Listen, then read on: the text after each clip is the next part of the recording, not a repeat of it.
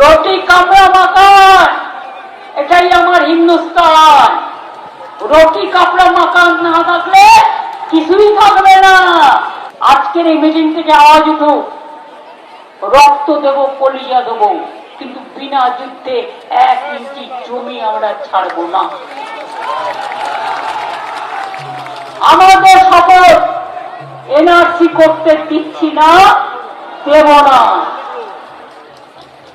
তুমি এনআরসির নোটিশ পাঠাচ্ছ আসাম থেকে বাংলায়, সাহস তো কম নয়। নোটিশ পাঠালে কেউ যাবেন না, আমরা এখান থেকে লয়ারকে দিয়ে লড়িয়ে নেব।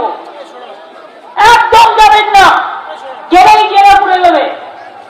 বাংলায় থাকুন, শান্তিতে থাকুন, স্বস্তিতে থাকুন। আর আমি যেদিন নিজে মনে করব সেদিন আমাকে হাঁটাতে পারবেন।